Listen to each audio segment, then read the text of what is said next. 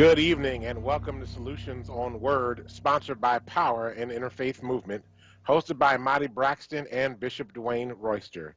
This is one of your hosts, Bishop Dwayne Royster, Executive Director of Power, the state of Pennsylvania's largest faith-based, multi-race organizing movement with over 100 congregations organizing in 13 counties across the state of Pennsylvania to be able to work towards racial and economic justice in a livable planet.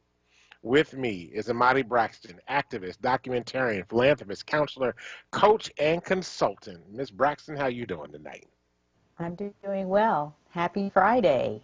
Happy Friday. I'm glad it's Friday. This has been a very long week. A very long week. So anyway, each week we come to you on Friday from 5 to 7 p.m. to bring you the organizers, movement and thought leaders, elected officials, and community members who are creating solutions to the issues that impact your life on the local, state, national, and international levels. On the board tonight, engineer extraordinaire, holding it down, Troy Wilmore. He was capably producing and engineering this show. What I do have are a very particular set of skills. Skills I've acquired over a very long career. Skills that make me a nightmare for people like you. Okay, the Huckleberry is gone. And we're now using Liam Neeson. That's all right. All right, it's good to have you, Troy. Thank you for everything you do and your special set of skills. That'll give you certain tools to make you a nightmare of people. Okay. We got some special guests coming in tonight that are going to talk about race and debt in Philadelphia. My goodness, that's a serious topic. I'll be listening intently.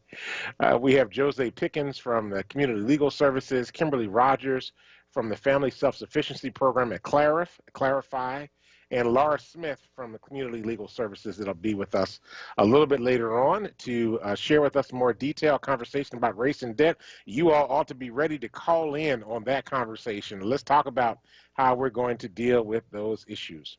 But of course, we welcome you each week as our primary guest to join in the conversation. Feel free to call 215-634-8065. Again, 215-634-8065. You can listen online at www.wordradio.com. You can join us on the app. We are also live on Facebook and YouTube at WURD Radio or for WURD. And if you have your devices right there in front of you, you can just go ahead and hit that share button, and where it says right post, hit that button and post that on there.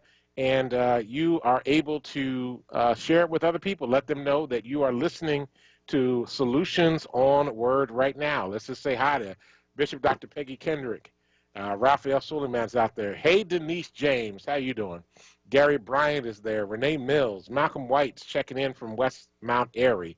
We appreciate all of you that are joining us on this evening, and we hope that there'll be plenty more that join us as well as we continue our conversation into tonight. Now, Ms. Braxton, last we talked to you, you were standing in line outside the Liquor Center last Friday, and you had been in line for several hours. Tell us about your experience. And actually, I'm just really curious about your reaction to the shots, so tell us about all that as well. Sure. Yeah, thank you for holding it down on my behalf last week. Not a problem. I found out about the opportunity to participate in the 24-hour mass vaccination marathon that was being hosted by the Black Doctors COVID-19 Consortium. And I arrived, I think maybe I said this on the air last week, I had gotten there at 11 a.m. and I was in line for 12 hours straight in the cold. Ooh, yes. That's a lot. You heard that correct, listeners. 12 hours in the freezing cold. It was like in the low 30s most of the day with ongoing snow and other kinds of precipitation on and off much of the day. It was a very miserable experience. I have a lot more to say about it. Maybe later on in the show I can get into details, but I will just say that while the actual vaccination that I received at 1 a.m. after being there since 11 a.m., the actual vaccination was pretty easy and seamless and had, all Black providers there, registering me and administering the vaccine in a very caring and professional way and efficient way. There's a lot to be desired in terms of what people were put through who had to wait to get that opportunity. It was way too much. It was dehumanizing experience, I have to say. And I think that I'm hoping that the people who organized the event can do better in terms of maybe partnering with other organizations to help with logistics.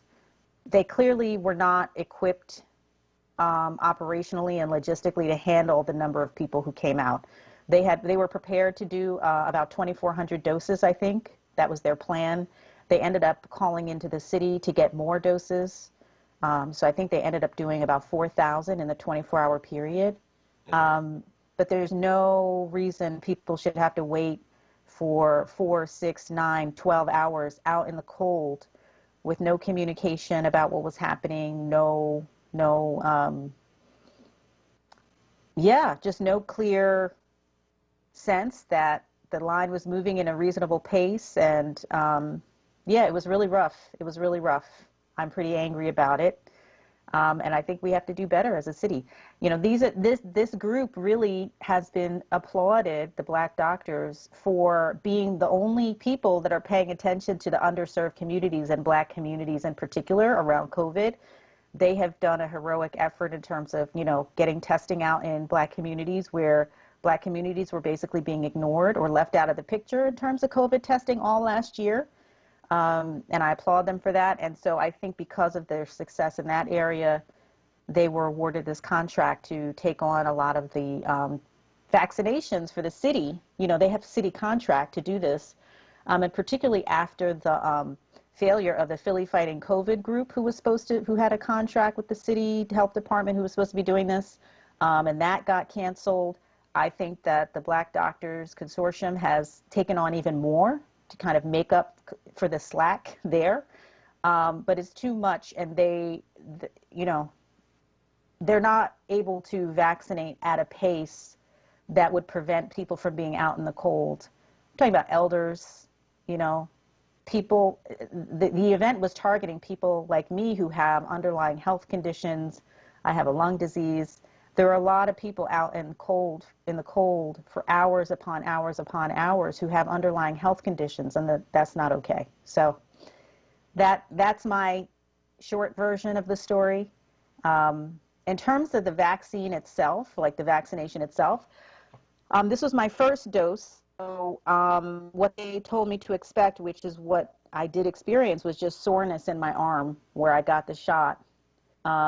So about 3 days of pretty bad soreness. I mean, it was fine. But like at a certain point on the second day, it was hard for me to lift my arm up without feeling tremendous pain beyond the actual site of the injection. It radiated down, toward my elbow and up to my neck. And the injection was really at the top of my shoulder. But that went away. That's gone now. That was fine. I think the second dosage, you're supposed to experience more severe symptoms like fever and chills, because that is your immune system reacting and building up those antibodies, which is what we want. So that's what I'm going to expect. My second dose is in March 23rd. God, cool. March is just around the corner. Absolutely. I always forget how short February is. Anyway. So I can say more about that later. And of course, we would love to hear anybody who had an experience with getting vaccinated, either at the Leah Cora Center or anywhere else. We'd love to hear about your experience, and you should call into the show to tell us what happened. But we're up on our first break, and when we come back, we'll be joined by 3 special guests who are part of a forum that I am moderating next week about race and debt. You're listening to Solutions, and we'll be right back.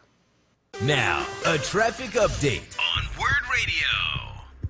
We've got some delays on the Schuylkill Expressway. Eastbound side, we back up 476 the Blue Route to Belmont Avenue. Then again, between the Boulevard and the Vine Expressway.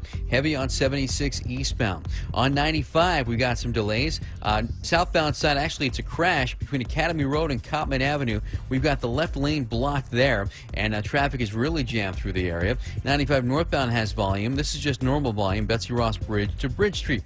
The Boulevard heavy northbound between the Schuylkill Expressway and Broad Street. Into Jersey we go now for delays on 42 southbound between 676 and Creek Road. Backing up on 295 southbound between Woodcrest Station and the 42 freeway. Report brought to you by Merrill. With Merrill Guided Investing, you have the option to work with an advisor at a low cost and minimum. Get started at merrilledge.com/investing goals.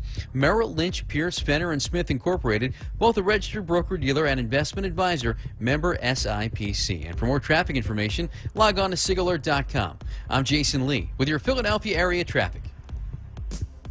Hi, this is John. Hi, this is Juanita, owners of JD's Auto Body and Painting. We're located at 6300 Wayne Avenue, right there at the intersection of Wayne and Washington Lane. We really like to thank all you WURD listeners for the support that you've given our business, and we really hope to see you in the future. JD, tell them about our products and services we have. We have a new state-of-the-art paint shop along with our body shop and detail shop. We can help you with the dents and scratches from the winter season. Come to JD's Auto Body and Painting. Come on out and check us out. We're still honoring that WURD 10% discount. Give us a call, 215-848-5949. Again, 215-848-5949. Thanks again for supporting our business. We really appreciate you. See you at JD's Auto Body and Painting. I went to check on Pop today. We put our hands up to the glass as if we were touching. But really, the only touching part was that we both tried to smile. That's no way to say hello or goodbye. COVID-19 vaccines are here, but until enough of us are vaccinated, we'll all still need to help slow the spread. Keep a 6-foot distance, wear a mask, and avoid indoor social gatherings. Learn more about vaccines and slowing the spread at cdc.gov/coronavirus. Brought to you by the U.S. Department of Health and Human Services. America's kids are returning to class, in school and at home. And this year, learning is especially tough on students who already struggle with poverty, emotional trauma, and other barriers. That's where our organization, Communities in Schools, can help. For years, we've had caring adults inside schools, helping these students stay in school. And now, we are taking our work beyond the school walls, tutoring, mentoring, and counseling students, providing resources for at-home learning, Delivering meals, providing household supplies, connecting kids with online classrooms, and using technology to maintain the one-on-one relationships we know can transform the lives of students and their families. We are doing whatever it takes to make sure all kids have the opportunity to learn and succeed. Communities in Schools, going wherever we are needed to help those students who are most in need thrive. To see how you can help kids succeed, visit communitiesinschools.org. That's communitiesinschools.org. You're listening to Solutions exclusively on WURD Radio, 96.1 FM and 900 AM WURD. Welcome back to Solutions on WURD. This is Dwayne Royster along with Marty Braxton. Hello. So we have some guests that are coming on right now, and Marty's going to take us through and introduce us to our guest for this next segment. Sure. So I want to welcome our 3 guests who are actually participating in and sponsoring a forum that I'm going to be moderating next Tuesday, 5:30 to 7:30, called Dismantling the Debt Trap, a community conversation about race and debt. And it's focused on issues of debt and how they impact Philadelphians, and particularly impact Philadelphians of color, and I would say probably Black Philadelphians the most, as well as Latinx Philadelphians. But I want to welcome Josie Pickens, who is the kind of anchor of this process, and she is the co-director of Community Legal Services Energy Unit, where she advocates for energy and water affordability in Philadelphia, and she represents utility consumers in legal disputes regarding their utility service.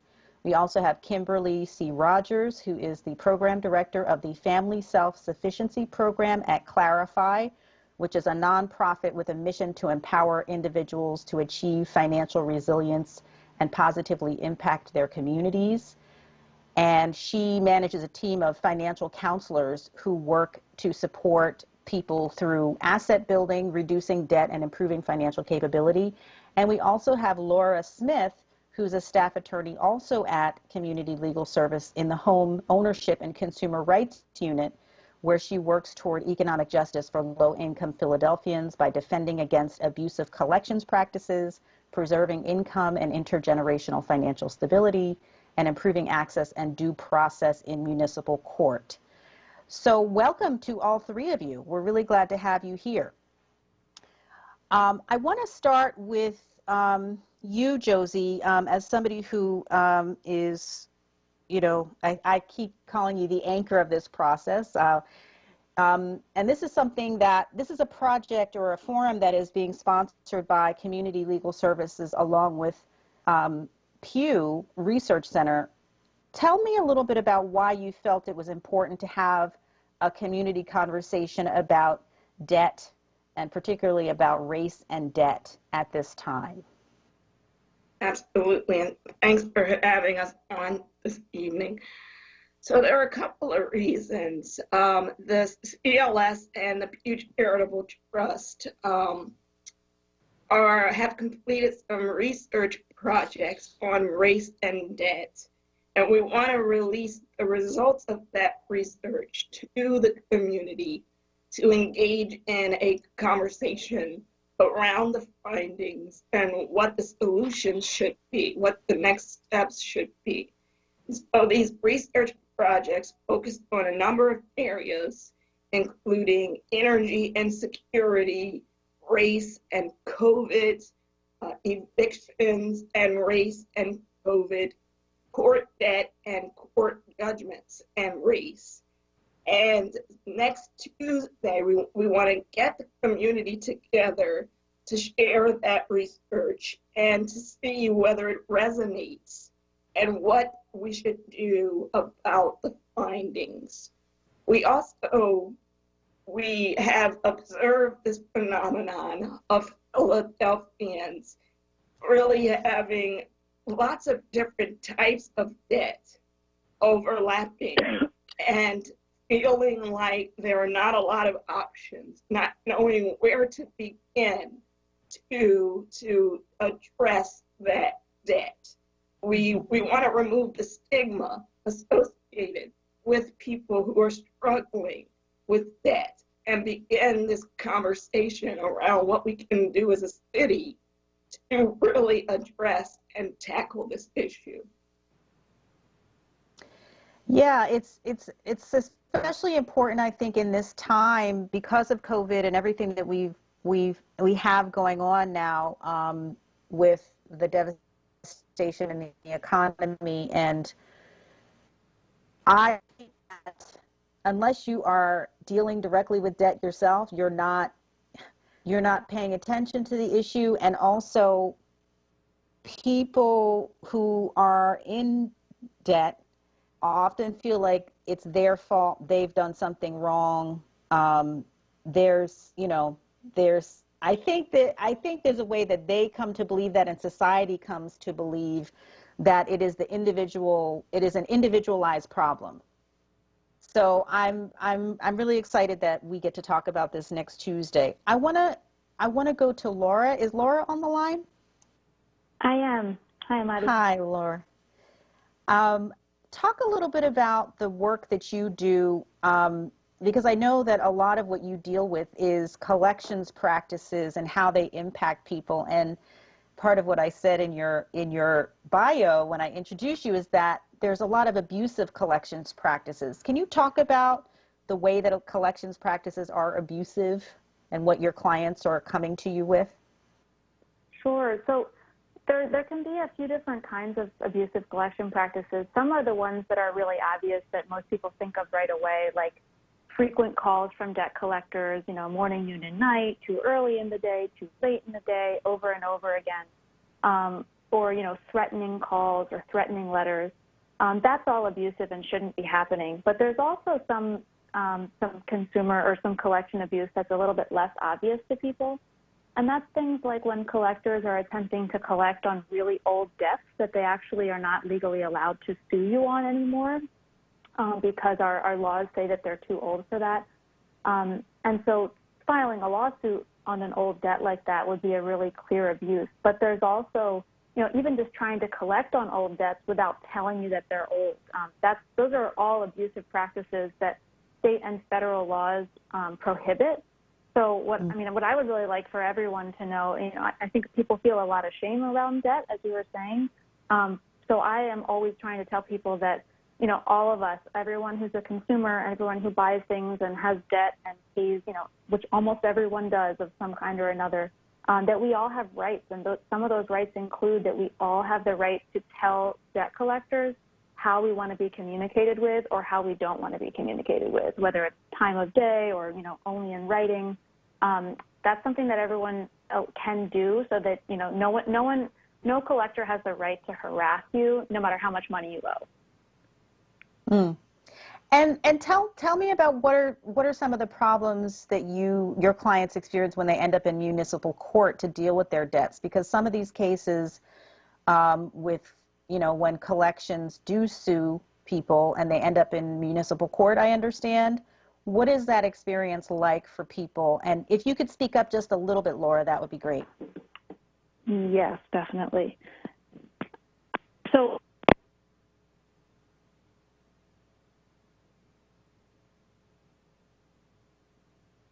did we lose Laura? Oh, we lost her. Okay, well, let's go to Kimberly, and maybe when we get Laura back on, we can return to her. Hi, Kimberly. Hi. Hi. Great. That sounds much better. We have just started talking about the forum next week, and I wanted to hear from you. What are you seeing in terms of the biggest challenges people are facing who come in for services at Clarify? What are the kinds of things people are showing up needing help with? Because Clarify really does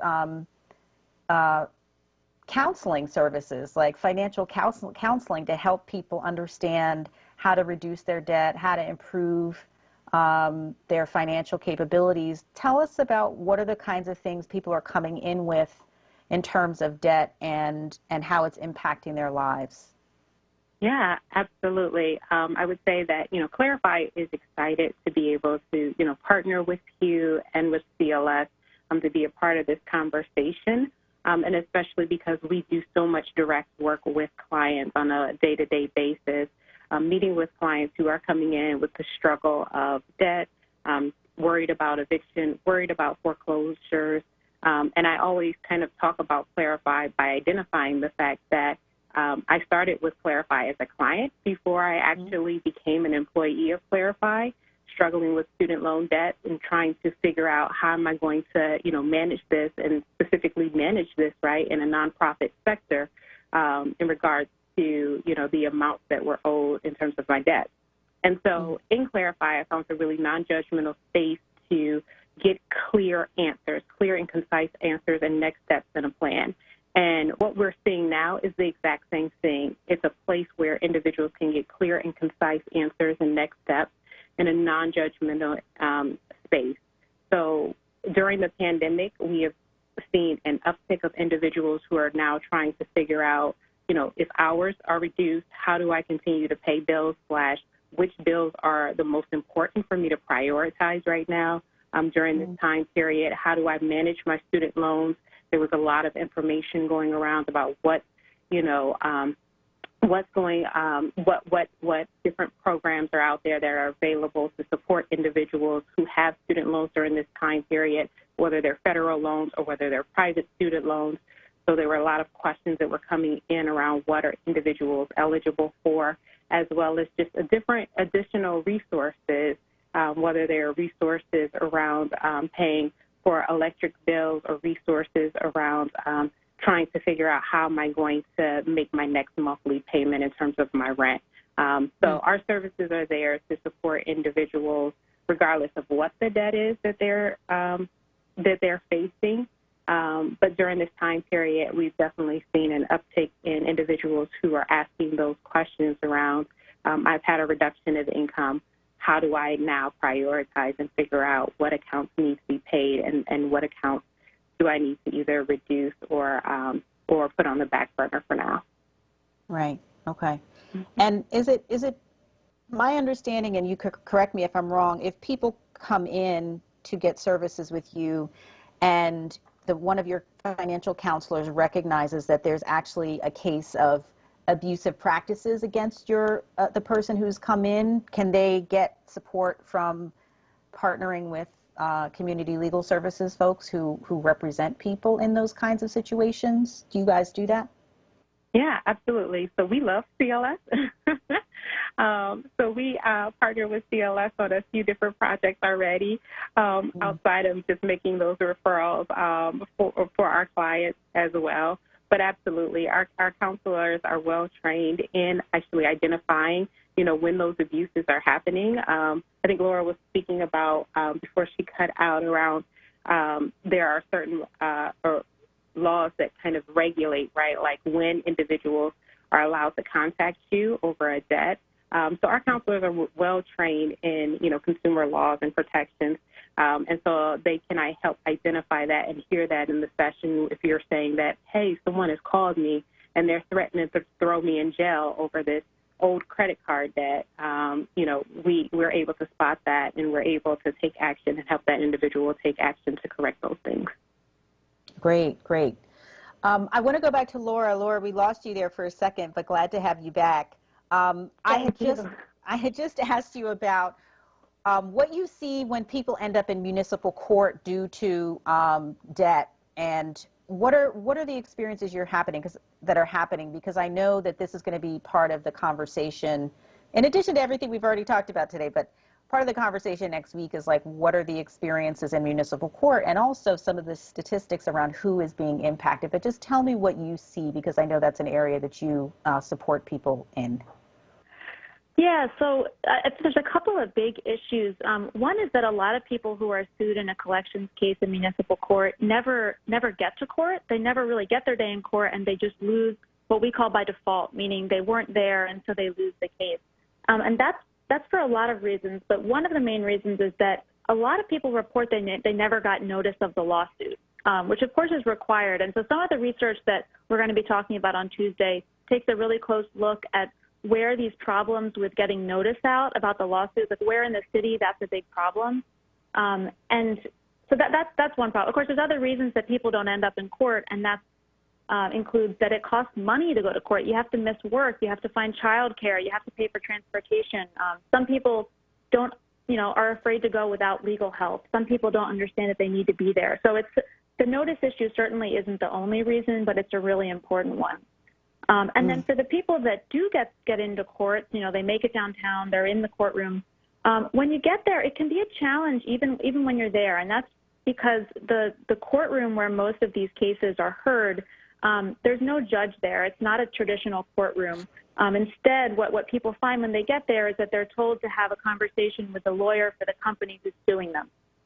That's just, so it's an unrepresented person who's probably, they may have never been in court before, talking to someone who does this all day, every day, who's a collection lawyer. And unfortunately, what usually results from those conversations is a judgment against the consumer, often for the full amount. So it's really not a good outcome for most people. And many people have really strong defenses to these lawsuits. So it's really unfortunate that that's happening. So part of the research is looking at the outcomes in cases and who in the city is faring worse. And what we're seeing is that Black defendants are overrepresented in these cases. They're being sued at a higher rate than the share of the Philadelphia population would suggest, and that they're also faring a little bit worse in court. It's not drastic, but on a few measures, when they do go to court, they're getting worse outcomes there. So that's what we're trying to learn about and hear from the community about. Okay, great. Well, we're up on our commercial break, but I just want to thank you all for coming to talk a little bit about the forum next Tuesday. As I said before, I'm going to be moderating the forum, and it's a way that people can hear the information, but there's also going to be small group conversations so that people can, who may have had these experiences, can connect with other people and talk to some of the experts here tonight on this show, but also who will be on the panel next week, and hopefully feel less alone in their struggle around debt. Josie, could you just give people information about how to connect to the forum next Tuesday? Yes, please join us Tuesday, March 2nd, 5:30. You can connect through Facebook Live. Go to Community Legal Services page on Facebook, and there'll be a way to connect through Facebook Live. You should register now if you want to attend the small private sessions that will follow the presentation. So the event is from 5:30 to 7:30. Okay, great. I will be announcing it again during the course of the show, and we'll post it on our Facebook Live feed as well. I want to thank Josie Pickens, Laura Smith, and Kimberly C. Rogers, who will all be panelists next week at the forum.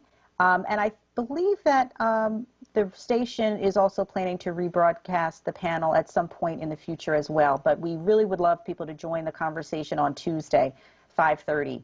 Thank you all. You are listening to Solutions on Word. We'll be right back.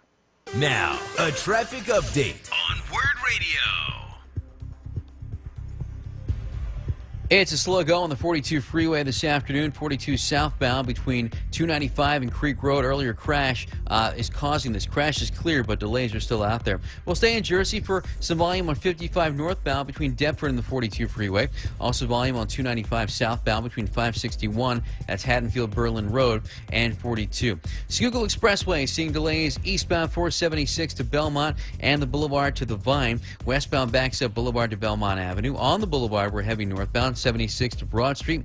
95 northbound jams Betsy Ross Bridge to Bridge Street. We've got some volume on the Vine eastbound between 76 and Broad. Report brought to you by Merrill. With Merrill Guided Investing, you have the option to work with an advisor at a low cost and minimum. Get started at merrilledge.com/investing goals. Merrill Lynch, Pierce, Fenner, and Smith Incorporated, both a registered broker-dealer and investment advisor, member SIPC. And for more traffic information, log on to sigalert.com. I'm Jason Lee with your Philadelphia area traffic. Recovery starts with a call. Pennsylvania's Substance Use Disorder Hotline is staffed by real people who are trained to help. They're here 24 hours a day, 7 days a week. They'll get you or your loved one into treatment regardless of your access to insurance. If you or someone you know is suffering from addiction, call 1-800-662-HELP. Recovery starts with a call. Paid for with Pennsylvania taxpayer dollars. Clark Roofing salutes Black History Month with over 30 years of quality roofing experience, providing exceptional customer service, honesty, and professionalism. For service, call 215-365-ROOF. That's 215-365-7663. Are you tired of eating the same thing day after day? Is ordering takeout starting to get a little old? If so, then give Premium Nutrition Meals a try. With Premium Nutrition Meals, you get to select new entrees each week from several different menus, all chef-crafted, freshly prepared, and delivered right to your door. Just go to PremiumNutritionMeals.com to order to earn rewards today. WURD listeners receive $10 off orders of 6 meals or more. Enter code PREMIUMWURD at checkout. This is not a fad for us. We will not resume our regular programming when things die down. We're not black to help our bottom line or because it's politically correct. We're not joining a fight. This has been our fight, our message, our people. Black lives have always mattered here. We are undeniably, indefatigably, unapologetically, permanently Black Talk Media. WURD. Family Therapy Vignette Moments with Dr. Lucille Ijoy. Intimacy and truth during pandemic times. The 4 kinds of love: sex, eros, philia, agape. The 3 ways to say I love you: information, intimacy, behavior. Information, intimacy, behavior. Remember, this is a pandemic time for the world. It's time to gather around and be truthful and real and honest and joyful. Hold hands and smile, for goodness sake. Don't forget the children, the teenagers, the older generations. Music and dance time is anytime, even if you hum or do the electric slide. Blessed assurance. I sing because I'm happy, Sam Cooke. Shake, order Jackson 5. I gotta be starting something. Yes, dancing is allowed during pandemic times. Oh, happy day. You're listening to Solutions exclusively on WURD Radio, 96.1 FM and 900 AM WURD. Welcome back to Solutions on WURD. This is Dwayne Royster along with Amadi Braxton. Hello. Hey, WURD family. WURD Radio is a devoted team of hosts, producers, and staff doing everything we can to serve Black people. As other media outlets grapple with trying to discover the needs of the Black community, WURD puts those needs front and center, and we fight for them every day, all day. As we enter the final week of Black History Month, we know that our work is a part of history, a history of Black voices that refuse to be silenced. We honor and call the names of those who've made Black history. There's Mary McLeod Bethune, James Baldwin, Garrett Morgan, Elijah McCoy, Malcolm X, and the list goes on. But how are you making Black history? This is one of the most challenging times in history, and we need you to stand with us. For $90 per year, $1.73 per week, or 24 cents per day, you can take action. Let us know that what we do matters to you. Sign up today at wordradio.com/join now and type in the name of a person that in Black history that you honor, or the host that sent you. You could just type in Dwayne Royster or Amadi Braxton and be heard. Find more information at wordradio.com/join now. Again, wordradio.com/join now. Become a part of the WURD family, and you'll notice that I am rocking my WURD sweatshirt tonight. This is my new WURD sweatshirt that just got delivered yesterday that I put on today so I could wear it for all of our WURD family to see. I am down with the WURD family. I have to get mine. You know, I did get a T-shirt, but I think it's gotten a little too tight in the pandemic, I have to say. I hear you. All of my at-home time, I try to go for a walk every day, but, you know, it doesn't always happen. All of my rage and emotional eating habits make the T-shirt tight. That's my main point. Okay, I got you. It's your rage. It's your rage that makes the T-shirt. Okay, got you. No problem. No problem. Rage and emotional eating. Rage eating, emotional eating. Yeah, I got you. Yeah, I got you. I feel you.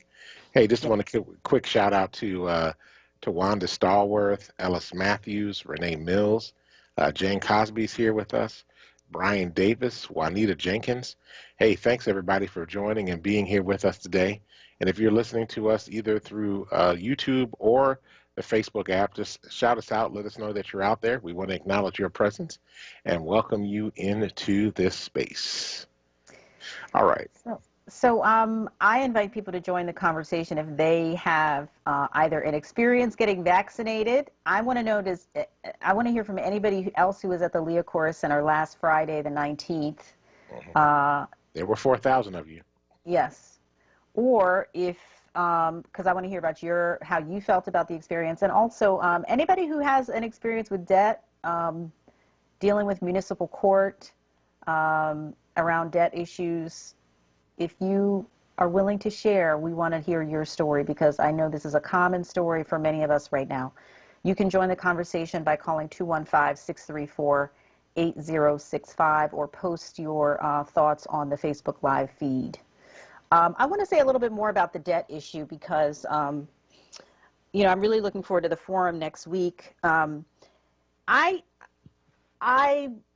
want to underline the point I was trying to make with our guests that people look at this as an individual problem, like people have shame around there's something that they did wrong, something that they're not living up to. But we have to understand that there's a business structure and an economic strategy that preys upon people, poor people, to make money. And so there is a debt oriented economic strategy that is a part of our financial system, which certain sectors of the economy, that is how they make money. That is what they count on. They count on very high interest rates for people who maybe have a lower credit history, a lower credit score. That is how they make money. They charge poor people more in terms of like your security deposit and things when you're renting a new place, if you don't have a solid credit history, all of those things that make it more expensive to be lower income, that is a part of the economic system. And I want us to be aware of that and stop thinking like, oh, I just didn't do all the right things and therefore I fell into debt and it's my fault. Yes, sometimes we make mistakes, but should we be punished to the point where we lose our homes for those mistakes? And some of those things being out of our control. You know, if you're born into poverty, how do you control that? Anyway, that's my little mini rant about the subject. Well, no, I mean, I totally agree with you. I mean, here's a couple of things that it costs money to be poor. You know, you pay more money. If you go into retail establishments, a supermarket in a poor neighborhood, the food costs more. Mm-hmm. If you actually go to get gas in a poor neighborhood, it generally costs more to get gas.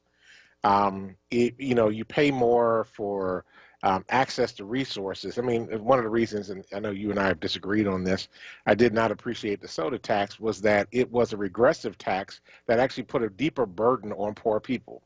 Why is that? Because we know that in Philadelphia, they did the studies that black folk drink more sugar, you know, drinks with soda with sugar in it. So whether it's the little hugs the kids get at the corner store or it's a Pepsi or a Coke or whatever, studies have shown black folk drink more of it.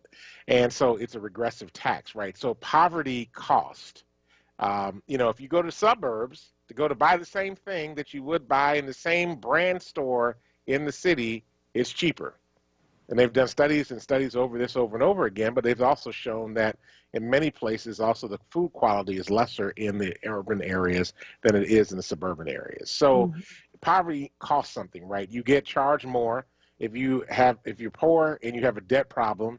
If you want to get gas on in Philadelphia or you want electric on with Pico Energy, they oftentimes charge you a security deposit before they'll turn your utilities on. And you pay, you know, higher utilities. Well, you don't necessarily pay higher utilities than everybody else, but you have to have money to put out. So if you don't have money to put out, you can't get the service turned on. It becomes very problematic. Poverty cost, and I think people, you know, do not fully embrace nor understand that. The second thing, I mean, I want to just reinforce something that you just said, and I want to give you due credit for pointing it out in the first place. I mean, you pointed out the poverty cost piece too. But, you know, the issue with poverty and breaking the cycles of poverty are very complicated. And part of that has to do with housing and stock and where you go to school and get your education. You know, if all you know are poor people, then more likely you're going to continue to stay poor. If you are interacting with people who are middle class and are wealthier, you will have more than likely, because you've built relationships that will give you connections to get out of poverty, sometimes be able to get out of it. And I think we don't take in consideration all of those things as well. That it's important to have the cross-pollination, to be able to experience other people, to learn other things, so that you have a pathway to show you a way out. One of the things that happened in Philadelphia once redlining ended, and redlining needed to end it, was that the black middle class and the black upper class actually moved out of Philadelphia, or they moved into other neighborhoods they could not get into before, and left a large group of folk in certain sections of the city that were deeply impoverished. And as a result of the poverty happening in those communities, one of the things that we also saw was a disinvestment on the part of business. We saw a disinvestment on the part of the city. We saw a disinvestment on the part of the state and federal governments in certain sections of our city areas, and particularly what they would consider the most urban, which is a code word for black, that they did not put any investment in. And that has caused and perpetuated cycles of poverty from one generation to the next. We don't do what we need to do. We charge people up. We don't do enough in terms of affordable housing. We have not found creative ways to be able to create job pathways for folk to be able to move into middle-class jobs. And all this continues to perpetuate poverty. And then the final piece of this is that we have made poverty sin. Not only is poverty a sin, but it's not the people that cause poverty that become the sinners. It's the people who are in poverty themselves, many of them who did not get there of their own accord. It's been policies and systems and systemic racism and systemic sexism as well. I think we have to talk about both of those that are deeply tied to the fact that we have perpetual poverty in certain communities across the city of Philadelphia. Yeah, not to mention the mass incarceration, you know, destroying families and, you know, basically undermining people's ability to get jobs when they get out of prison, undermining their ability to earn decent income, deal with debts that they have related to, to be able to take on good debt related to education and other things. You know, when we, probably months back now, when I had somebody on about I think you were not there that week, but had somebody on talking about the public bank that they're trying to have set up in Philadelphia. And one of the biggest positives of having a public bank would be to be able to offer consumer loans and business loans to Black business owners, because currently at most commercial banks, 90% of the time, Black business owners are turned down for loans. And that's the kind of good debt that you need to help with cash flow, like having a line of credit as a business owner is really helpful when your cash flow isn't great and you need to tap into that. 90% of the time, Black business owners are rejected from commercial banks. So having a public bank would allow that kind of liquidity that allows businesses to do well and to, you know, do okay in difficult times like we're in now. And so, you know, it's just ironic, right, that you have people who are in poverty get charged the highest prices, like you were just laying out, yet the wealthy get subsidized by our economy, right? They get tax breaks, they get ease of access to capital for their businesses, and on and on and on. So they get lower interest rates because they have better credit, right? So they get charged low interest rates on their credit cards and things.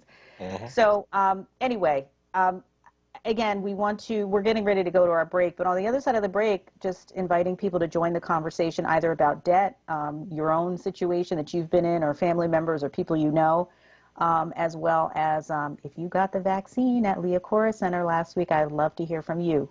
Call us at 215-634-8065.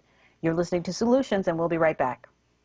Hey folks, WURD members are invited to tune in every second Tuesday of the month with me, Nick, for a chance to win a book bundle of the newest releases from Kensington Publishing's culturally oriented Dafina imprint.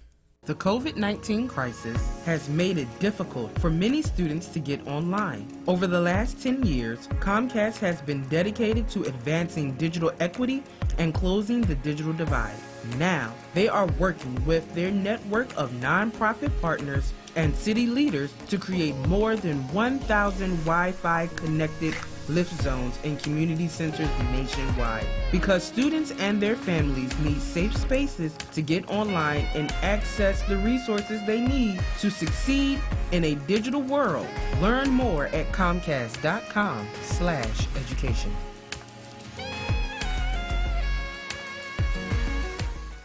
Tune in to More Than That with Gia Peppers live this Sunday, February 28th at 2 p.m. on WURD Radio, 96.1 FM and 900 AM, or wherever you listen to podcasts. This episode of More Than That is sponsored by KRC Kroger Company, who is committed to becoming the most inclusive company in the world. Everybody in. WURD Radio celebrates Black History Month with Black Artist Story 365. Brought to you by Keystone First and Commonwealth Charter Academy. Welcome to Black Artist Story 365. My name is Envy McKee. Get into this episode where we explore the art and artistry of revolutionary poet Amiri Baraka. Part 1. Everett Leroy Jones was born in Newark, New Jersey. His father, Colt Leverett Jones, worked as a postal worker and lift operator. His mother, Anna Louise Russ, was a social worker. Jazz was something Baraka got interested in as a kid. He wanted to be just like Miles Davis. The influence of jazz can be seen throughout his work later in life. For college, he won a scholarship to Rutgers University in New Brunswick in 1951, but transferred in 1952 to Howard University. Before Amiri Baraka was Amiri Baraka, he was Leroy Jones. And at the time, Leroy moved to Manhattan, where in addition to attending Columbia University and the New School, he became a prominent artist in the Greenwich Village scene. In 1961, Leroy published his first major collection of poetry, preface to a 20-volume suicide note. His 1964 Obie Award-winning play, The Dutchman, which addressed racial tensions and American blacks' repressed hostility towards whites, gained him fame and acclaim. So that's it for this episode of Black Artist Story 365. My name is Envy McKee. To hear more, tune in to The Envy McKee Show, Friday nights, 7 to 10 p.m., right here on WURD. Black Artist Story 365 was brought to you by Keystone First and Commonwealth Charter Academy. The gold standard and market leader in public K-12 cyber education is proud to celebrate and recognize Black History Month. Visit ccaeducate.me to learn more. WURD Radio is independent Black media. And we're able to stay independent because of our forward movement and members like you.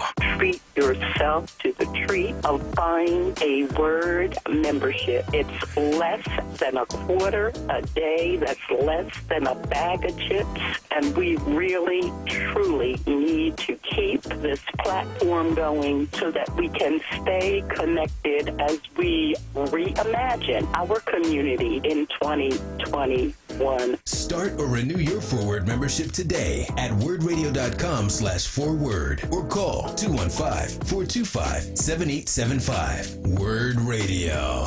Independent Black media. Celebrating Black history all day, every day.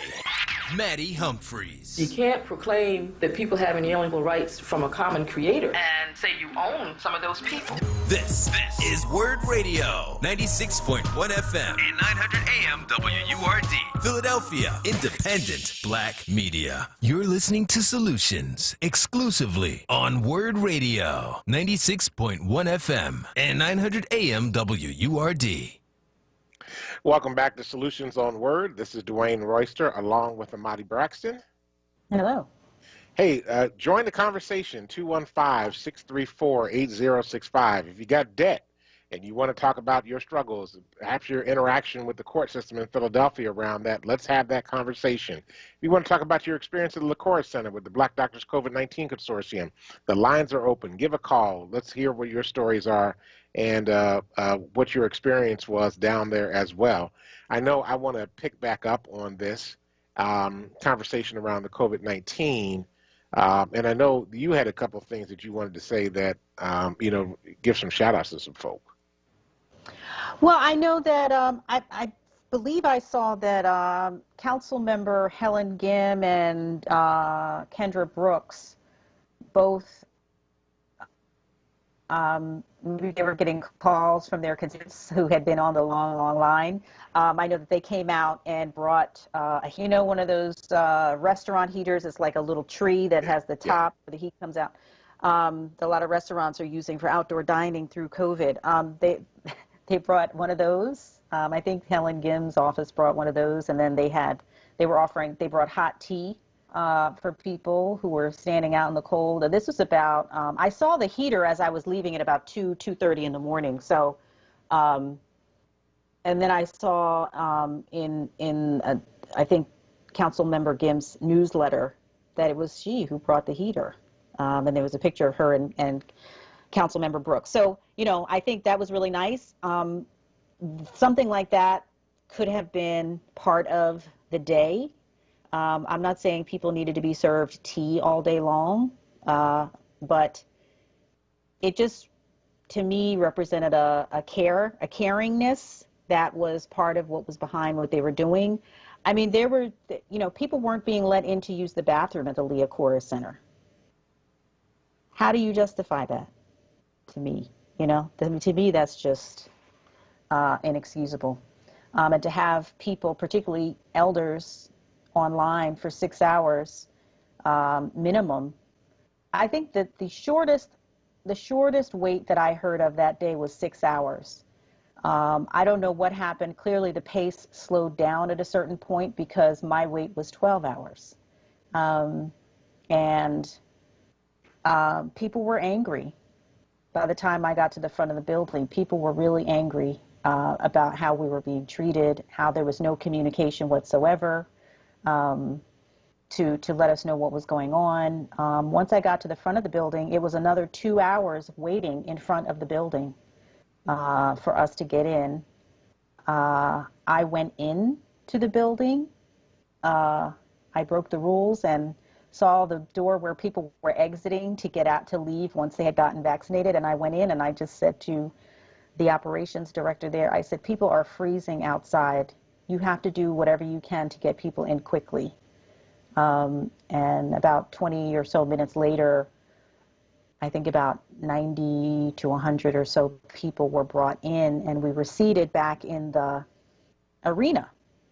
And then they started doing vaccinations of us in our seats, registering us in our seats in the arena and vaccinating us in our seats. The people would come down the rows and vaccinate us in our seats. I don't think that's how it was happening earlier in the day. I think there was a process where you sat and waited in line and it got registered, and then you moved to another area and got your vaccine. Because when we came in and went straight to the arena in the back, there were people sitting in chairs who had just been vaccinated there in a separate area.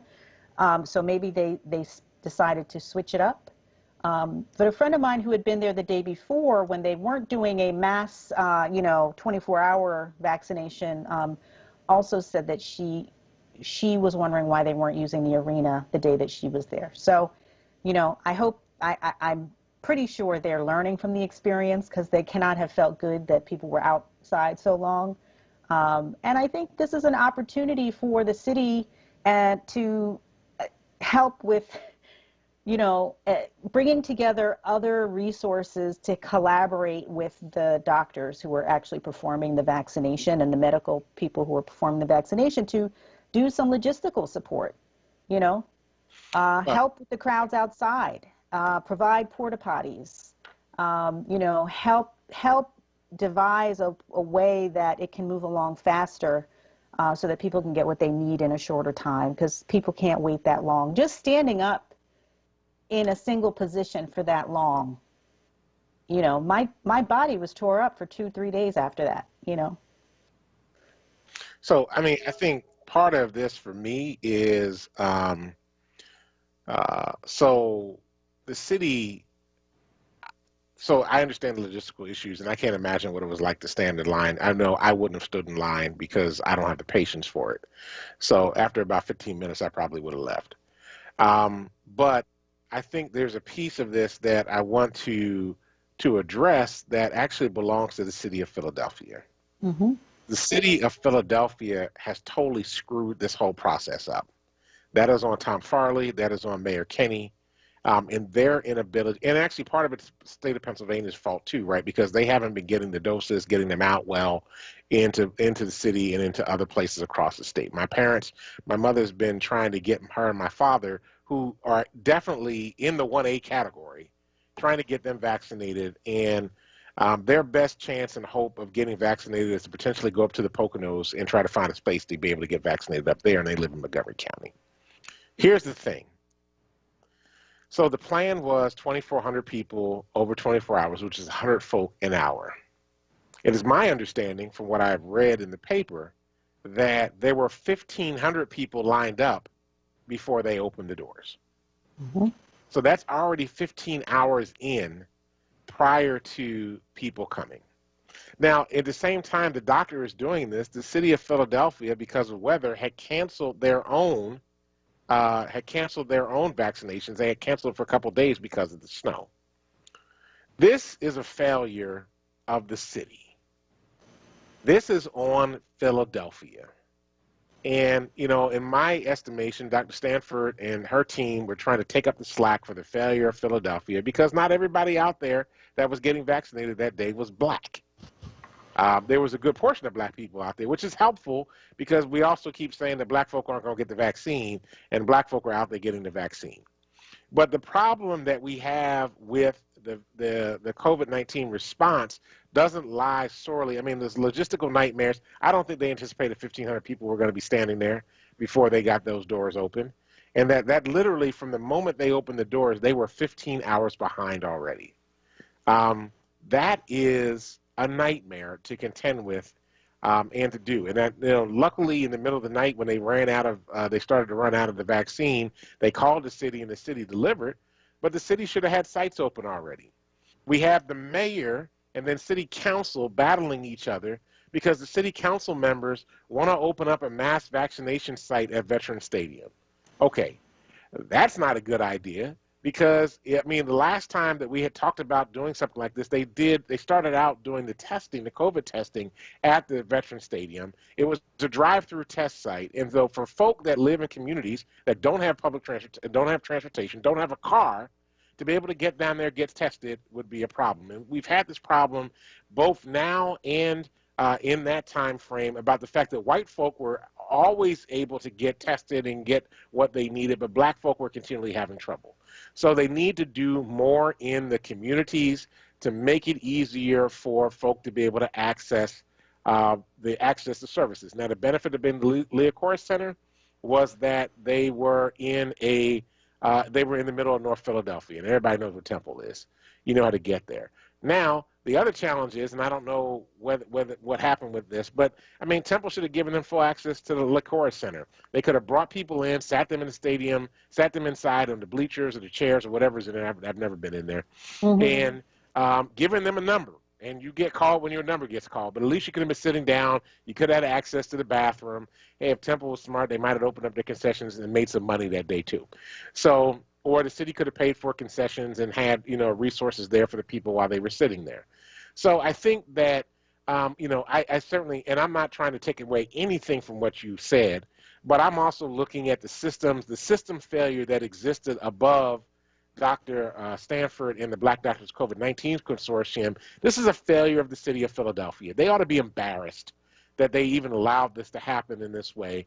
It could have just been easily that Tom Farley called out the staff of, the Department of Health and said to them, everybody get on over to the Liquor Center, because they're nurses, they're doctors, they're medical assistants, they're people that could have given out shots. Get over there, let's go help out Dr. Stanford and get these folk through so that they are able to get their vaccinations on this day. But there's a lack of imagination in terms of the leadership that's here in the city of Philadelphia, which is what perpetuates the nonsense that goes on all the time. Look, if she needs help, get her the help. If she needs more money to be able to build the program out, because she seems to be doing it when nobody else can seem to be doing it, that, when the city can't seem to do it because the weather's too bad, Dr. Stanford vaccinates 4,000. She vaccinated more people in one day than the city has done in some weeks. That's crazy. So certainly we have to account for all the logistical nightmares that existed and things of that nature, but I think we also need to put the responsibility where the responsibility belongs. It belongs with Tom Farley, Jim Kennedy, and it belongs with the fact that they were willing to invest a bunch of millions of dollars in some white kids that did not know a damn thing about doing anything around COVID-19, and we're trying to make Dr. Stanford work with them when this black woman over and over again has been consistent, and whether she was getting money from the city or not, delivered for black folk. And I think that we've got to hold the city accountable for their screw up on this and not making it easier for her to be able to do what she needs to do in the city of Philadelphia. So that's my rant. That's your rant? Okay. A rant. We have a couple callers on the line, so we will go to them momentarily. I just want to say that if Dr. Stanford was having a 24-hour mass vaccination event with 2,400 doses available, which was publicized, they should have expected 2,400 people to be in line. To me, that just means that they didn't understand how to plan for a logistical situation that they were going to be faced with, and they didn't think of that. I agree with you that I don't think mass vaccination sites are the way to go. They may sound sexy because you're like, oh, you're vaccinating a mass number of people. And it sounds great. It sounds like you're getting a lot done. But what would be, slow and steady often wins the race, right? If we had in each of the zip code areas that was being targeted by that mass event, which was like, I think 12 different zip codes were being targeted for that, or maybe more. How about we go to each of those zip codes and have a smaller location where people can have ongoing vaccinations so they don't have to travel far.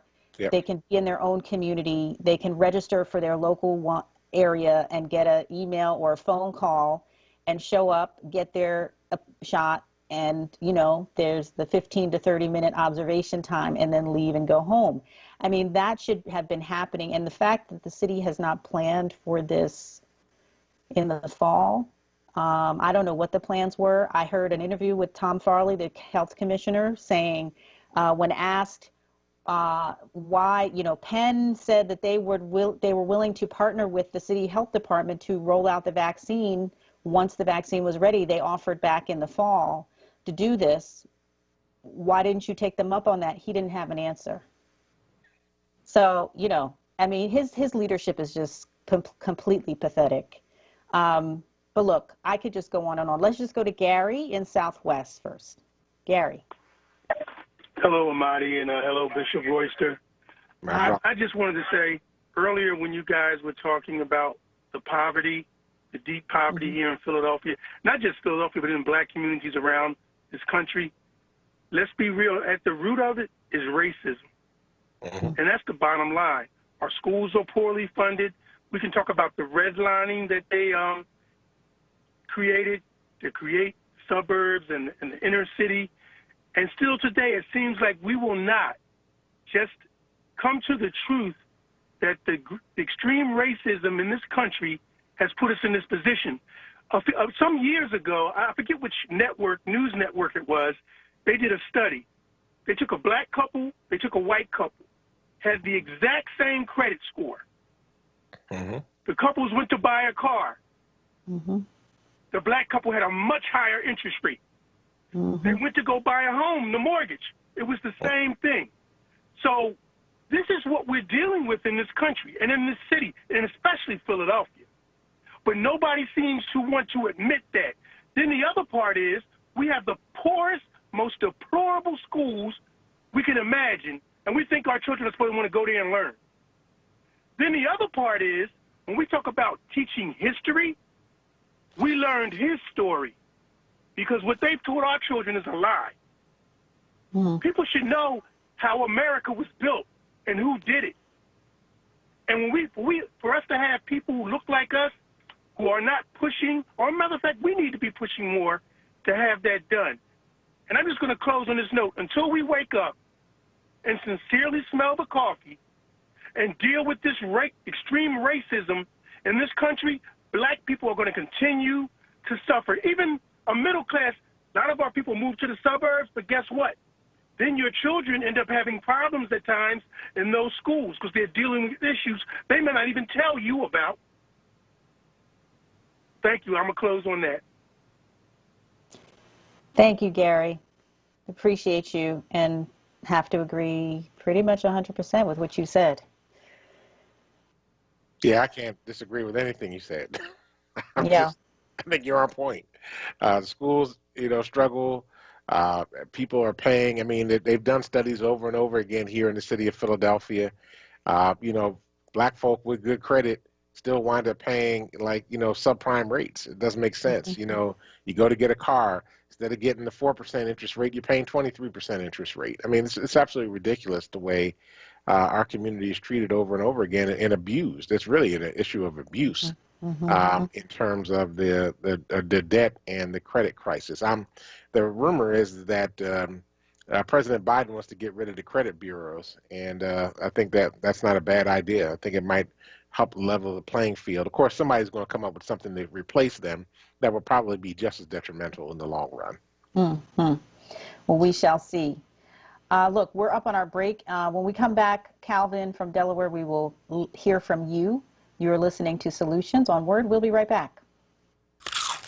Okay, Her's new fire potato chips and cheese curls. They are spicy. Whew, they're hottest snacks yet. Hold on. Whew. But you know, it's not just heat. There's some nice sweet and savory stuff going on too. Ooh, there's that heat again. It burns, but it burns so tasty. Ooh, that's hot. Find Hers Fire Snacks at your store today. Whew. Taste the flavor, feel the heat, break out the Hers. Well, the kids are in bed. Time for a little grown-up quiet time. What do you mean quiet time? It's your birthday. We're about to party. Haha, funny. It's gonna have to be a you and me party this year. You know we can't have anybody over. Well, your mom and dad are coming from Florida. Sis will be here from California. Oh, and a couple of old friends from just about everywhere will be showing up. They should all be here about now. COVID-19 has changed the way we do things, for now. But social distancing doesn't mean you can't be social. COVID-19 doesn't have to keep us apart. Friends and family are finding new ways to be together, especially with how hard it's hitting the Black community. Vaccines are here, but until enough of us are vaccinated, we still have to be down with slowing the spread. Keep a 6-foot distance, wear a mask, and avoid indoor social gatherings. Learn more about vaccines and slowing the spread at cdc.gov/coronavirus. Brought to you by the U.S. Department of Health and Human Services. The WURD Radio newsletter, keeping you informed, engaged, and connected. Sign up by visiting wordradio.com. Scroll to the bottom of the page and type your email address under Connect with Us. You'll receive the latest information on WURD Radio, messages from our president and CEO, Sarah Lomax-Reese, exclusive articles and multimedia content, and resources. Stay informed with the WURD Radio newsletter. You're listening to Solutions exclusively on WURD Radio, 96.1 FM and 900 AM WURD. Welcome back to Solutions on WURD. This is Dwayne Royster along with Amadi Braxton. Hi. Listen, the phone lines are open right now, 215-634-8065. Again, 215-634-8065. Join in the conversation. We're talking about debt. We're talking about COVID-19. We're talking about the failure of the city of Philadelphia. You can call in and talk about any one of those topics, and feel free to engage with us at this point in time. All right, we're going to jump over to Calvin in Delaware. Calvin, welcome to Solutions on WURD. Hi, good afternoon to you both. Amadi, you were saying that you went down to the Lear Core Center to get vaccinated, and I was just thinking, I mean, what a lot of people had to go through. Some of those, and that was their first shot. I mean, they may not want to go back to get the second shot because of all that they had to go through. Some people may have just gotten discouraged with that, Mm-hmm. But yeah. During our commercial break, Bishop was asking me, what if that happens again for your second shot? And I said, I pray that it doesn't. I have to see what happens. I'll show up and see what happens. But it's frightening to think that could be a repeat experience for my second shot. I mean, particularly with these all of these variants out now, and they're saying that the longer this virus stays out there, it's just going to get stronger and keeps mutating and changing, what have you. So me personally, I took the shot down at the VA.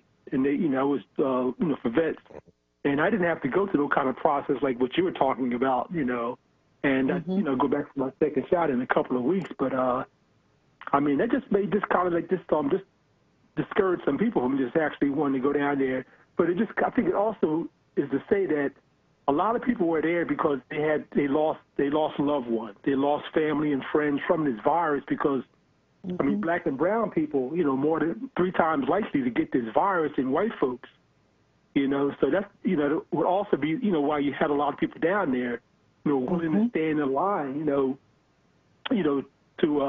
take this vaccination, Absolutely. I mean, the guy that, by the end of the night, I was friends with the people who were around me in line all day. And one of them said, he had family members who had COVID. His brother was somebody with a number of underlying serious health conditions, and he actually wasn't even mobile to have, like his brother can't move to even leave the house to get the vaccine.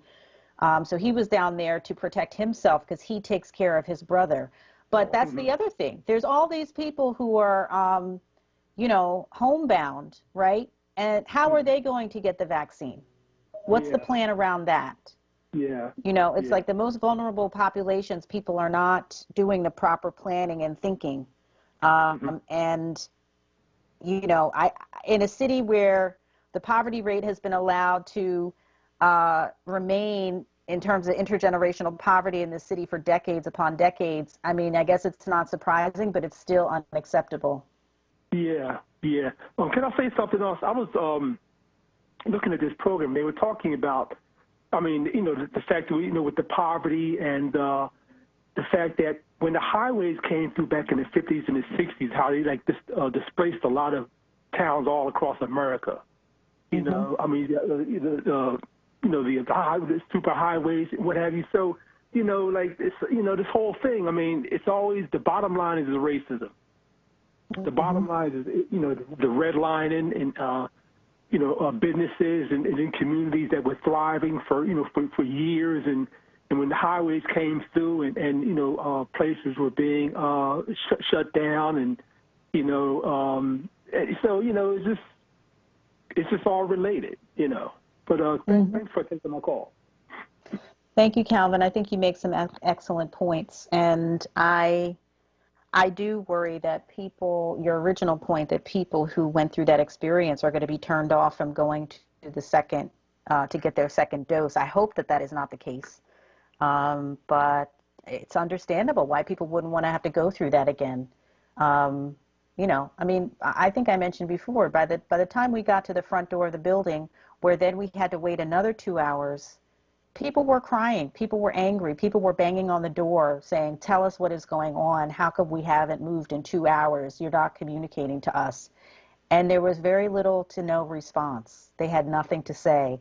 And so it's that feeling of powerlessness, that feeling of being forgotten, that feeling of nobody cares that we're out here suffering.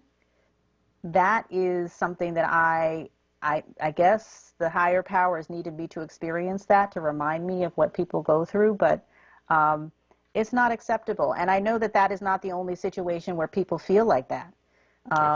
So that it kind of put me in touch with that too, which I appreciated on that level. But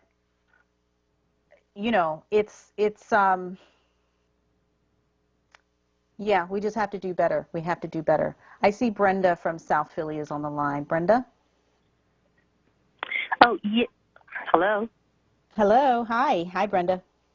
Hi, how are you? Doing all right. How are you? Well, I'm sorry. I was listening to you, and I'm sorry what happened to you over at the Leah Core Center. Thank you. So sorry. And I happen to agree with you both that the buck stops with Jim Kennedy.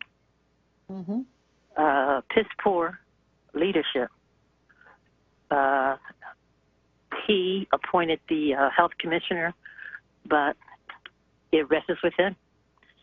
But I did want to tell you about the experience that my mother and I had. We had our experience over at Deliverance. And it was ran by the Black doctors. And my mother is 88. So, and that day, one, I thank God, and two, I think she was 88.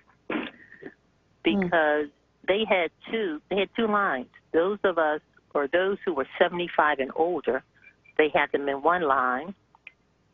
And they permitted them to enter into the church. They gave them folding chairs.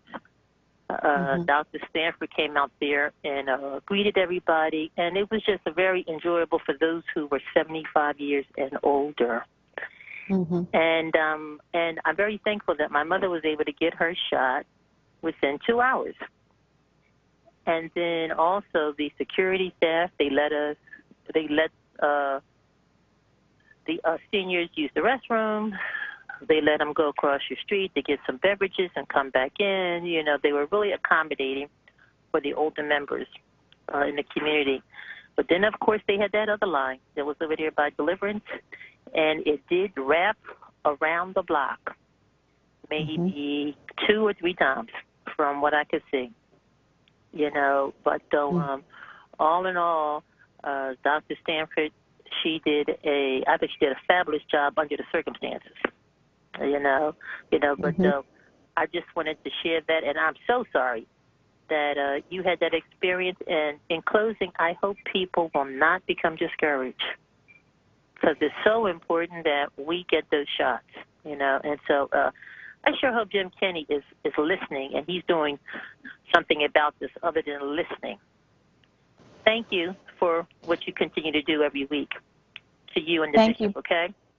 Thank you. Thank you, Brenda. I really appreciate you sharing your own story and that you had a positive experience. And again, I think that the caring intention is there in what the Black COVID Doctors Consortium is doing. I should say the Black Doctors COVID-19 Consortium, that's the right name, is doing. The intention of care and the goodwill is there. And I think that they need the support to be able to execute logistically dealing with such huge crowds of people, because it's not okay to have vulnerable people, and the people, I'm a vulnerable person in terms of my health status. Right. But there were also, essential workers online with me. There were a group of young women who were teachers who were getting ready to go back into the classroom the following week, and that's why they were there. We need to support our teachers. We need to support our janitors. We need to support our, the guy behind me also was a janitor. We need to support all of the essential workers who have been keeping us going throughout this. And the Black doctors can do their part, but they need logistical support. And the city should be providing that, and not just, giving them the contract and kind of washing their hands of it and saying, okay, you go do what you need to do. It is the city's responsibility to make sure that these events are happening well. A friend of mine who just recently moved to New Jersey told me about her experience with getting the vaccination. She registered with the State of New Jersey Health Department. She got an email with her appointment date. She went in. It was a big facility, but I think they were doing it at Rowan College. It's like one of their mass vaccination sites. They had wheelchairs. They had a wheelchair station for people who needed to be wheeled into the facility. They had golf carts. The whole thing outside in terms of managing the line was staffed by Army reservists, right? Military knows logistics. That's what they do, right? Can we get the National Guard and Army reservists or something, or even veterans groups or organizations to help with logistics with some of these situations? So I hope that the problems that I dealt with will not be repeated. Like you, Brenda, I hope that people will not be discouraged, and that they will continue to go back and get their second shot, and that we can learn from what's been happening and in terms of how to improve the experience and the process. We don't want a public health intervention to traumatize people, And I know a lot of us who are Black or who are come from lower income backgrounds and haven't had the access to the best health care experiences often are traumatized when we go to a provider.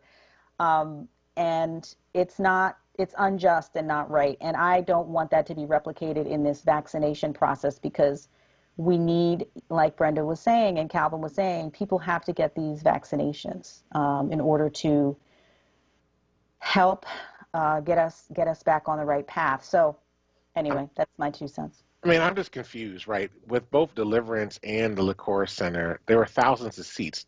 Deliverance seats 6,000 people. I don't understand why folk just couldn't be brought in, socially distanced, or at least get a large swath of people in at a time, socially distanced. You call them in and go from there. Same thing, Liquor Center. Use the stadium seats. Now, I mean, that's why I thought they were there, and so I was shocked that they hadn't been doing that. But then they started to do it. Yeah, but that's by the end of the night. Yeah, and I don't know if it was I don't want to take all the credit for making that change happen, but I was very forceful in my. I was polite and forceful. And they got to see my anger, but I was not disrespectful. Yeah. But so I don't know if it was me that made that change happen, but they should have been doing that and utilizing. I mean, why else would you have it at Leocoris? I mean, yes, it's a central location, but it's a big space, right? So. And when they did do us in the seats in the arena, we were socially distanced. We were They alternated rows where they put people, so you weren't right over top of somebody. And we were also distanced in the rows, so there were 3 seats between us and the next person. So I felt totally fine and comfortable with that. And they could have had me in there for, you know, a while like that. Most of the people around me were wearing 2 masks, you know. They could have had people double mask in there. So, you know, there's a lot that can be done and changed, and I am sure that they are taking these things into consideration and hoping that it'll be different. Gotcha. All right. We Let's have go to, Dwayne. yeah. And not you, it's another Dwayne. I know it's not me this time, yes. Dwayne in Southwest. Yes, I was going to take it, but but somebody told me the line was so long, I changed my mind. Be glad that you did. I'm not going to take it. I'm just going to, you know, do like I'm doing, you know, exercising, building up my immune system and stuff like that. But I'm not going to take it. So you don't want to take the vaccine at all, or you want to take it when there's a shorter line? No, it's short line, but somebody said, well, I heard many people say it's going to be a long line. It was a long line, and I said, no, I'm not going to that. Mm-hmm. So are you 75 or older? No, I'm only 61. Okay. So I said I'm not. I know. I'm just going. I know right now that, you know, they're now starting to open up vaccinations at CVS and Rite Aid and stuff in the pharmacies. So, but that right now they're only doing people 75 and older, is from what I understand. Oh, okay. All right. I don't want. Well, me, can I say one more thing? I'll make it real quick. Yeah, sure. To me, I don't know. Me, this is my opinion. I'm not telling nobody else to take it. I don't trust it. You don't trust the vaccination? I don't trust that stuff. Because, you know, they've been doing up people harsh. So, me, I don't trust it. Do you know that the vaccination, the whole concept of vaccination and the whole practice of vaccination was brought over from Africa in I think the 1700s? Because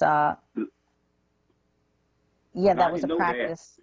Yeah, it was a practice that was brought here and quote unquote discovered by a European who, I don't know if they were a slave owner and the person that they enslaved taught them this, but that is how that information was passed. So I know that there's a lot of reasons why we have justifiable concerns about the health system, but I think in the case of this vaccine, I feel pretty confident about it, and I feel that it actually can help prevent our deaths in the face of this really devastating virus. Go ahead. Yeah, what about they lying? I mean, it's not what they say it is. I mean, we'd be all messed up, you know. That's what I'm more scared about. I've seen a number of Black doctors and public health professionals who have been a part of the testing that they've done with the vaccines that are out now. They participated in the studies.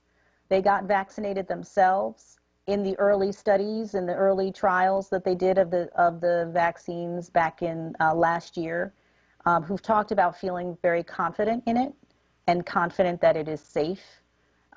So to me, that says a lot. You know, there's a doctor in, I can't remember his name. You may have seen him on TV talking about, he's from the New Orleans area, but he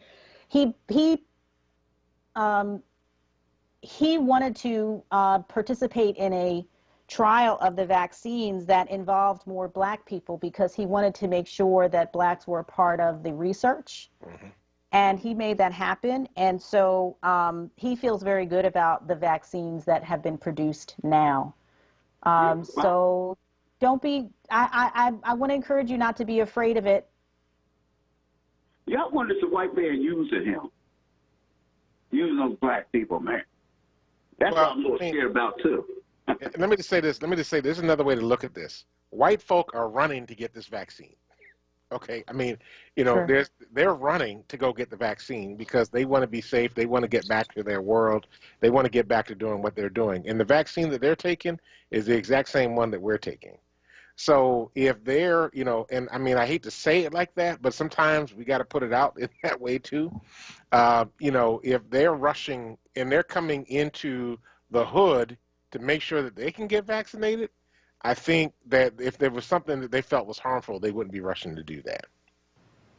So it's just another way to look at that. But anyway. Well, look, Dwayne, we wish you well. I hope that you consider getting the vaccine. I think it's safe. And in the meantime, while you're thinking about doing it, continue to be safe with your masks and with your hand washing and staying distant from people, even the people in your family. We want you to be well and healthy and safe.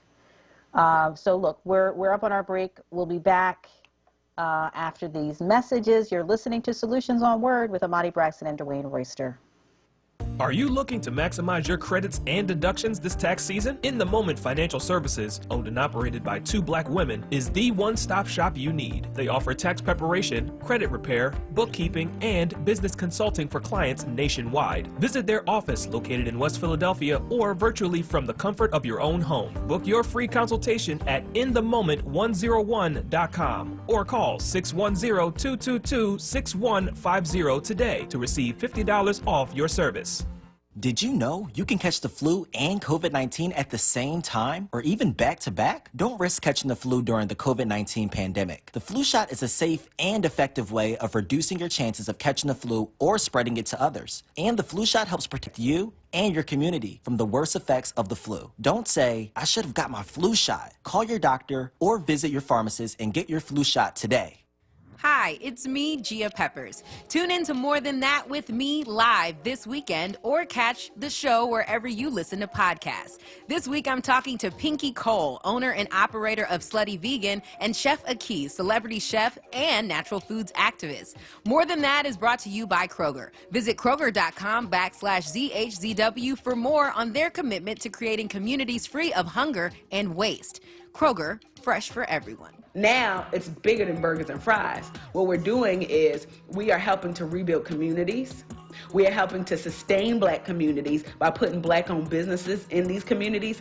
And we're giving people an opportunity to have the access to the vegan food resources and really put ourselves in position to be able to give them those resources. We're eating more chemicals than we are eating food, and that is something that I believe we're only going to truly get over once we work together to really start controlling our own agricultural system, creating sustainable communities where we have our own farmers, our own agricultural and planting systems. That's what we need more than anything. And I think the Black American is in a very delicate situation when it comes to this. So now we have a good opportunity to help the community. More people want to eat healthier. More people are now getting serious about changing their lifestyle. Start where you are. Don't overwhelm yourself with too much information. Don't get intimidated. Start simple. Follow the plants, okay? Because I'm just telling you what Mother Nature can do for you. Now we have a good opportunity being welcomed into the right space. And that right space is Pinky Cole telling you, listen, wanting to live better is the new sexy. It is possible for you to have healthier options, and it is possible for you to be vegetarian, pescatarian, vegan, or just eat better and just live a healthier lifestyle. You're listening to Solutions exclusively on WURD Radio, 96.1 FM and 900 AM WURD. Welcome back to Solutions on Word. This is Dwayne Royster along with Amadi Braxton. Hello. All right, Word family. WURD Radio is a small business. We are a focused team of hosts, producers, and staff doing everything we can to serve Black people. We're dedicated to putting the needs of Black people front and center every day, and we honor the names of those who have made Black history. Yes, there's Dr. King, Shirley Chisholm, Marcus Garvey, Toni Morrison, Malcolm X, and the list goes on. But how are you making Black history? This is one of the most challenging times in history, and we need you to stand with us. For $90 per year, which is $1.73 per week, or 21 cents per day, you can take action. Let us know that what we do matters to you. Sign up today at wordradio.com/join now. Upon checkout, type in the name of a person in Black history that you honor, or the host that sent you, like Dwayne Royster or Amadi Braxton, and be heard. Find more information at wordradio.com/join now. That's wordradio.com/join now. Join and become a part of the WURD family. We want to be able to talk with you and share with you. So the phone lines are open, 215-634-8065, 215-634-8065. Although you don't have a lot of time before we get ready to get off the air here in just a couple of minutes. So it's always like the last minute, like the last 5 minutes, like 5 people call in. Like, I know. Call in now. Well, it's your time. While we wait for people to call in, I want to just say some good positive news, which is that the Delaware River Basin Commission voted to ban fracking in the Delaware watershed, which is important, obviously, because we know that there's a lot of evidence that fracking pollutes drinking water, groundwater, surface water, and ruins the environment. And it actually, fracked gas has been dubbed by the fossil fuel industry as quote unquote natural gas. But fracked gas is anything but natural because they have to use all these chemicals in the process to extract it, which ends up poisoning the water. And also, they like to pretend that natural gas, quote unquote, is safer for climate change, when in fact that is the opposite. Like they say, it's safer than using oil, right? But it actually releases a lot of methane into the environment, which is a very big contributor to climate change and the depleting ozone layer, which is the cause of climate change. So I was very happy to see that, and it really, that commission really represents all 4 of the states of Pennsylvania, New Jersey, Delaware, and New York. And so the fact that they were able to do that, and of course this means that all the governors of those states have agreed that this was okay, right? Because the commission would not have allowed it to happen if it was against the will of the governors. So it's interesting to see how on the one hand, our governor could allow that vote to happen while also giving big tax giveaways to the fracking industry. But that's politics for you. Well, but I am happy to see that vote happened. Of course, they are already being faced with, the commission is being faced with a number of lawsuits to try to overturn their decision. Hopefully they won't be successful. Well, the gas and oil industry are major contributors to political action committees here in the state of Pennsylvania. So if things get turned over, go read up on the people's PACs, their political action committee money, and see who gave them money, and you'll understand why they vote the way that they do. It just so happened that yesterday I was testifying before a joint General Assembly Democratic Policy Committee of both the Senate and the House of Representatives in the state of Pennsylvania around the issue of environment and the budget, the upcoming budget, and was really pushing. I actually was in the second panel. There were about 5-6 panels. I was on the second panel that testified yesterday. The first panel were people that were directly impacted, and so we were hearing from people that were actually living in the communities where this fracking occurred. There was also a woman from South Philadelphia, Sylvia Bennett, who testified about what was happening at the PES refinery and the work that they were doing over there with Philly Thrive. And we've had Philly Thrive on the show before. They were in there talking about the work that was happening around the refinery.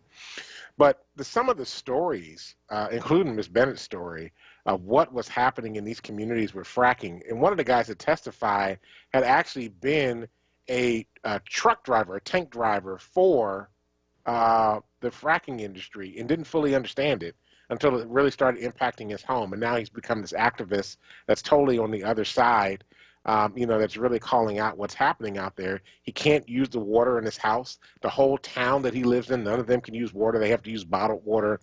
They're getting chemical burns and things on their skin because of the material that's coming up through the ground. It smells. They have cancer clusters that are occurring as a result of this. But that's not just occurring in the western side of the state. Those issues actually occur here in Philadelphia, too.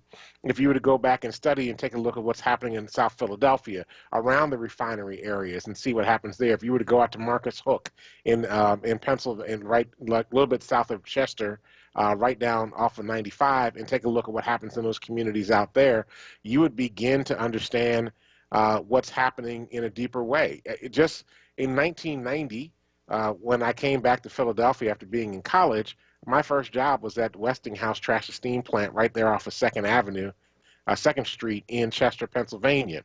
And that began a slippery slope of actually Chester beginning to get all these,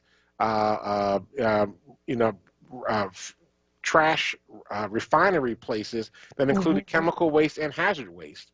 And actually was really destroyed part of the community down there.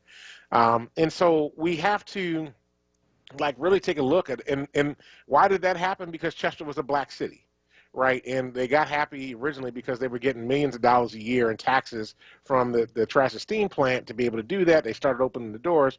But as a result of that, they basically created in part of their community a wasteland of, first of all, trucks that were coming in streets that were not designed to handle hundreds of 18-wheeled vehicles coming in and out every day. But now you're processing not only regular household waste, but now there's a place down there that's processing hazardous waste, it's processing medical waste. And that's just, that's destructive to a community one way or the other. They did it because it was a black neighborhood. They put it down there because they could cut a deal. You wouldn't see them doing that in Chestnut Hill. You won't see them doing it in Society Hill or Queen Village, but they go to a black neighborhood and do that because they figure y'all need some help. We're going to help you. We're going to solve our problem, and we don't really care if solving our problem causes you a problem. We've got to begin to link arms with folk across the state, whether they're white or poor, who are struggling in communities. I mean, the rich folk in those towns have already left because they could afford to leave. It's poor white folk that are left there, in much the same way that there were, poor black and brown folk that were in South Philadelphia outside the PES refinery. They could not afford to leave. They couldn't get anything for their houses. They could not afford to go live anyplace else, so they continued to stay there, and they died. And they struggled with the health issues that came as a result of the smell of the chemicals and the poisons that were in the ground, and that will have to be remediated. That will take years to remediate before they can able to use that property again. So I think black folk have got to get involved in both the climate justice and the environmental justice movement in a much bigger way. This is not a white issue. At the end of the day, when we look at the countries that are going to be most impacted by climate change and by environment, every single one of them is a black or brown country. White countries aren't really being touched. I mean, Iceland's going to lose some of their stuff, yeah. But, I mean, most of the countries that are going to be underwater or going to lose large portions of their coastline are black and brown countries. We've got to work on fixing that. Absolutely. I mean, in that story of what you're describing in terms of, the pollution in these communities and what people are facing, I mean, it connects to me back to my experience on the line at Leah Corris Center. And, in one of the moments I was sitting there, when you're standing in line for 12 hours, you have a lot of time to think and ponder. And I was thinking, towards the end when it was getting really, really hard to be there. And the other thing is the whole time I'm like, well, should I leave? And then you're like, well, I've already been here 5 hours, so I need to just stick it out. Well, should I leave? Well, I've already been here 7 hours. I've put in that much time. I might as well stick it out. It can't be that much longer. I mean, that was constantly going through my head. But as I'm sitting there, feeling like I'm in a herd of cattle, and when I decided to take action and go inside the building for a minute and try to talk to people, I was thinking to myself, we're all just here taking this. Yeah. What if we organized ourselves to do something different? What if we could work with the people inside, with the doctors and the staff and the volunteers inside to figure out a solution to our experience to try to make it better? And I think, we have to stop accepting these conditions. We have to stop just being passive and waiting for things to change. We have to stop allowing our communities to be poisoned. We have to stop allowing and expecting we're going to get low quality health care and health interventions. We have to demand more of ourselves. We have to have higher standards for ourselves, and we have to organize ourselves to take back our power and to make the change and the solutions, and to collaborate with, whether it be Black Doctors COVID Consortium or other organizations that are trying to do the right thing and maybe not meeting the mark. How can we collaborate, and then how can we organize ourselves to stop those who would be predatory and those who would be polluting in our communities, to prevent that? But we cannot sit passively by. That's the main lesson, I think. I got you. Well, thank you. Powerful lesson. Unfortunate lesson, but a powerful lesson that we've got to learn and grow from. Yes. Well, I think that's it for us this week. We have come to the end of the show. Yeah. I want to just shout out to our guests from earlier. Oh, gosh, let me pull up their list of names. I know the folks who I'm going to be doing the panel with next Tuesday at 5:30. The panel is Dismantling the Debt Trap, a community conversation about race and debt, that is co-sponsored by Pew Charitable Trust and Community Legal Services. And you can join that by going to Facebook Live, Community Legal Services Facebook page, and you can join the Facebook Live there at 5:30. But you can also register in advance if you want to be a part of the breakout conversations that are going to be happening during the forum that night, because that is also what is going to be happening. So, and those guests were Josie Pickens from CLS, Kimberly Rogers from Clarify Family Self-Sufficiency Program, and Laura Smith, also from CLS, which is Community Legal Services. Thank you all for being on the show tonight.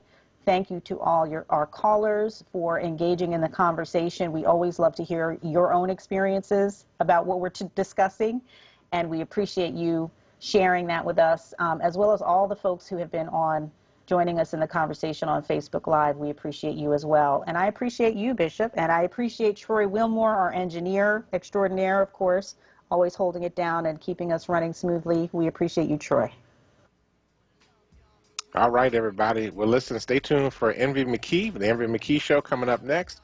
And listen, go out, do yourself a favor, change the damn world, because if you don't, nobody else will. Peace.